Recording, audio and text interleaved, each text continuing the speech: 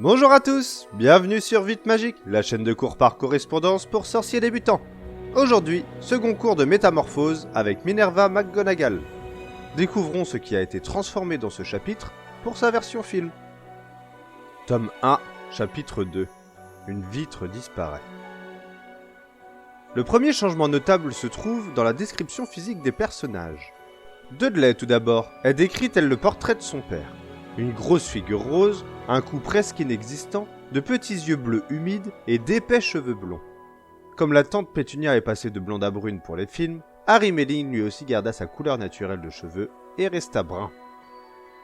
Notre héros, quant à lui, est décrit ayant le visage mince, des genoux noueux, des cheveux noirs et des yeux verts.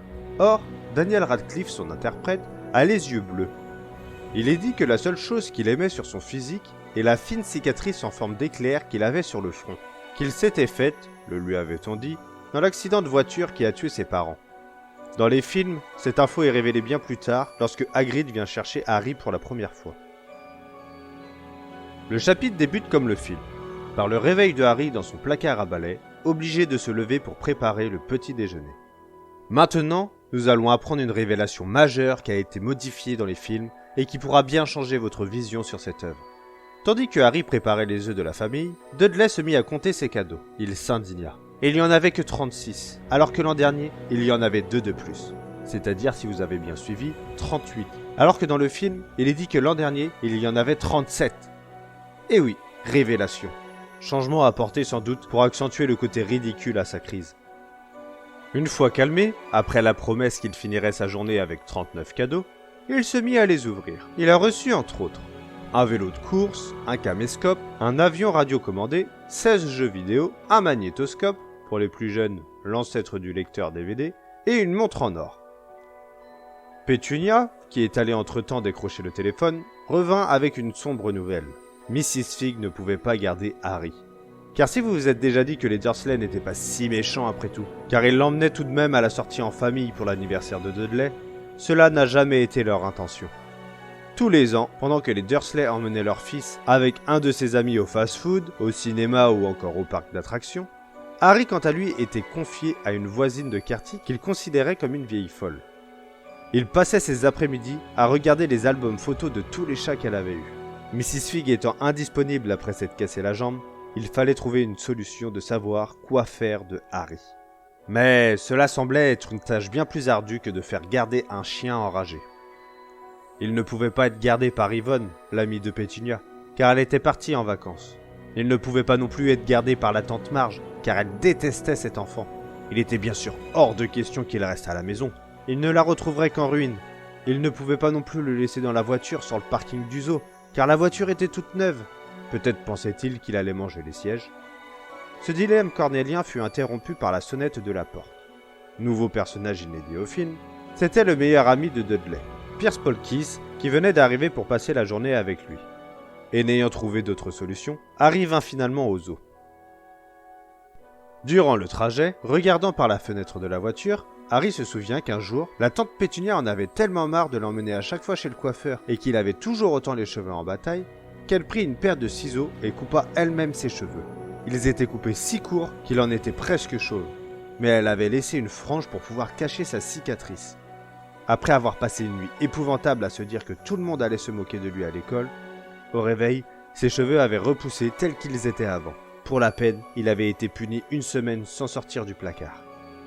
Une autre fois, comme à son habitude, sa tante voulut lui mettre de vieux habits à Dudley. Mais cette fois, ce fut un vieux pull marron avec des pompons orange qu'elle voulut lui enfiler.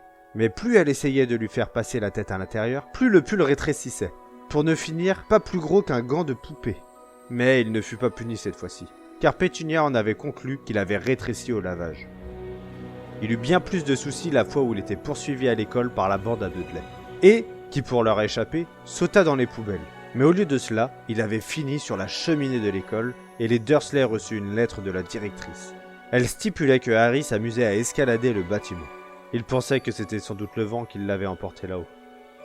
Dans le film, quand Hagrid apprend à Harry qu'il est un sorcier, et lui demande s'il ne s'est jamais produit des choses bizarres quand il était en colère ou qu'il avait peur, maintenant on peut imaginer qu'il se remémore ces événements à cet instant.